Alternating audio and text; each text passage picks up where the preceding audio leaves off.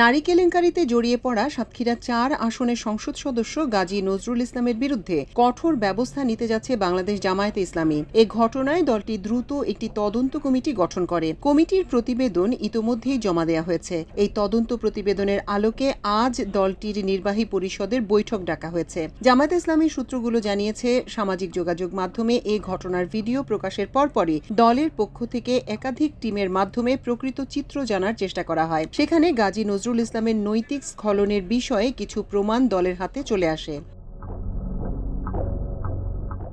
জামায়াতে ইসলামের সহকারী secretary general মাওলানা আব্দুল হালিম এ ব্যাপারে আমার দেশকে জানান, যে কোনো অনৈতিকতা ও অপরাধের ব্যাপারে কঠোর অবস্থান নেওয়া হবে, ছাড় দেওয়ার কোনো সুযোগ নেই। তিনি বলেন, নৈতিক প্রশ্নে কে এমপি থাকলো বা থাকলো না তা আমাদের কাছে বিবেচনার বিষয় নয়। অনৈতিক কর্মকাণ্ড কিংবা অপরাধে জড়িয়ে পড়লে অবশ্যই ব্যবস্থা নেওয়া হবে।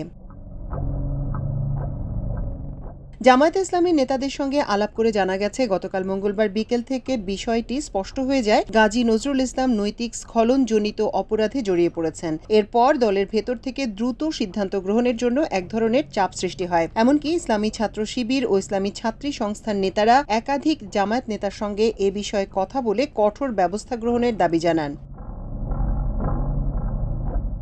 সংশ্লিষ্ট সূত্রগুলো জানায়, শুধু সংসদ সদস্য গাজী নজরুল ইসলামের কর্মকাণ্ড নয়, সাতক্ষীরা জেলা জামাতের ভূমিকা মূল্যায়ন করা হচ্ছে। এ ব্যাপারে জামায়াতে ইসলামের কেন্দ্রীয় প্রচার ও মিডিয়া বিভাগের সেক্রেটারি এহসানুল মাহবুব জুবায়ের জানান, পুরো বিষয়টির তদন্ত কার্যক্রম নিয়ে আজ একটি বৈঠক আছে। সংসদ সদস্যের ব্যাপারে দল কি সিদ্ধান্ত নেয় তা দ্রুত জানানো হবে। এদিকে তরুণী সহ আটকের ভিডিও ভাইরালের ঘটনায় সাতক্ষীরা ৪ আসনের এমপি জামায়াত নেতা গাজী নজরুলের বহিষ্কার সহ শাস্তির দাবিতে প্রতিবাদ সমাবেশ অনুষ্ঠিত হয়েছে। বুধবার বেলা ১১টায় শ্যামনগরের সচেতন নাগরিক সমাজের আয়োজনে অনুষ্ঠিত প্রতিবাদ সভায় বক্তব্য রাখেন উপজেলা বিএনপির সাবেক যুগ্ম আহ্বায়ক সোলাইমান কবির, জেলা বিএনপির সদস্য অ্যাডভোকেট অশোক এলাহি মুন্না, মহিলা দলের সভানেত্রী নূরজাহান পারভিন ঝর্ণা সহ স্থানীয় বিএনপি ও অঙ্গ সংগঠনের নেতারা। সমাবেশে বক্তারা তাকে ২৪ ঘণ্টার মধ্যে দল থেকে বহিষ্কার এবং অবিলম্বে এমপি পদ বাতিলের জন্য স্পিকারের আশু হস্তক্ষেপ কামনা করেন।